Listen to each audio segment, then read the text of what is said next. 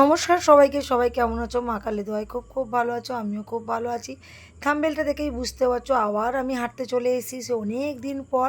আর এই দেখো সেই জায়গা একদম স্টেডিয়ামে আজকে যেহেতু ঢুকিনি, আর আজকের একদম রাস্তা থেকেই চলে আসছিলাম, যেহেতু একটু রোদ উঠে গেছিলো, দেখেই বুঝতে পারছো রোদ উঠে গেছে। আর এই সময় স্টেডিয়ামের ভিতরে ঢুকলেই লোক হাসবে আমাকে দেখে, বলবে 7টার সময় হাঁটতেছে না বন্ধুরা। এখন 7টা না, এখন 6টা বাজে। কি অবস্থা দেখো, 6টায় যদি এরকম রোদ বেরোয় তাহলে বেলায় কি হবে জানি না। সেখান থেকে একটুখানি হেঁটে এসে আমরা একদম চলে গেলাম হসপিটালের সামনে। কাকদ্বীপ হসপিটালের সামনে এসে একটু শরবত খেয়ে নিলাম, আমি আর তোমার দাদা ভাই দুজনে মিলে খেয়ে নিলাম। খেয়ে এসে বাড়ি এসেছি, আর এই যে ঘন্টু আমাদের সামনে চলে এসছে। যখন তারাপীঠে গেছিলাম তখন কিন্তু এই খেলনাটাকে এনে দিয়েছিলাম, মানে 1 বছর আগে, 2 বছর হবে হয়তো। ও গুছিয়ে রেখেছিলো, তখন ও ছোট ছিল। এখন দেখি এই খেলনাটা নিয়ে খেলছে, এটা আমি কিনে দিয়েছিলাম, তারাপীঠ থেকে এনে দিয়েছিলাম ওকে। ও তো বেশ নাচছে, আমি বলছিলাম নাচ দেখা নাচ দেখা, ও দেখো কীরকম করে নাচ দেখাচ্ছে। তারপর ওকে ক্রিম রোল দিলাম, ও ক্রিম রোল নিয়ে বাড়ি চলে গেল। আর আমি আজকে রান্নাও হয়ে গেল সেই ফাঁকে। ট্যাংরা মাছ কচু দিয়ে ঝোল, আর লাউ শাক, মানে সাদা লাউয়ের তরকারি, আর কচু ফুল। কে কে খেতে বাসো অবশ্যই কমেন্ট করে জানিও। আর আলু উচ্ছে ভাতটা তোমাদের দেখালাম না। তারপরে এই যে আমার টুনটুনি বুড়ি খাওয়া দাওয়া হয়ে গেল। হ্যালো সবাইকে, রান্না বান্না করে একদম চান সেরে তোমাদের সামনে চলে এসেছি। এবার ভাত টাত খেয়ে দোকানে একদম বেরিয়ে যাব। আজকে শরীরটা খুব একটা ভালো না, মনে হচ্ছে শুধু ঘুম পাচ্ছে, কেন জানি না।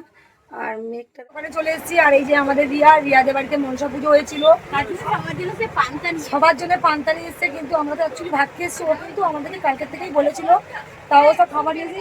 এই যে সবাই খাবার পাচ্ছে, আর এই যে সাগর খাবে বলে বসে আছে। আর এই যে এই আমাদের অল্প অল্প দিবি। বাবা কত মাছ! এত দিছিস কেন?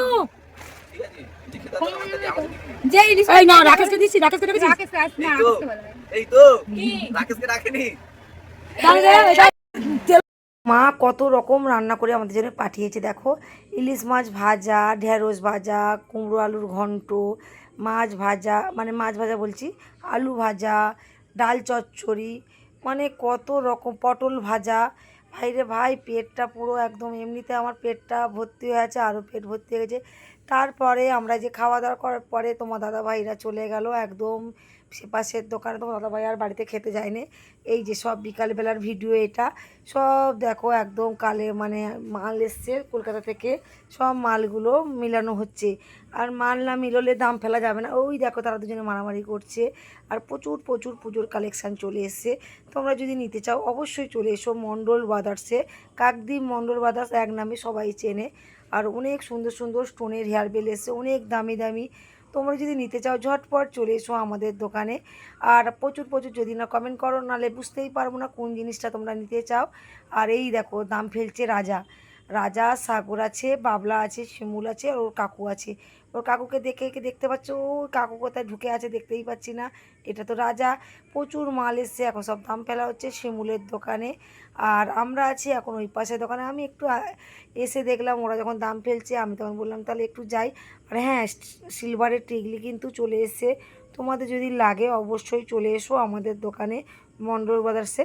কেন অ্যাকচুয়ালি আমার মেয়ে যখন নাচ করতো তখন আমি কিন্তু অনলাইনে অর্ডার দিয়ে নিয়ে এসেছিলাম, কিন্তু এখন এত সুন্দর সুন্দর সিলভারের টিকলি এসছে, মানে সত্যি সুন্দর।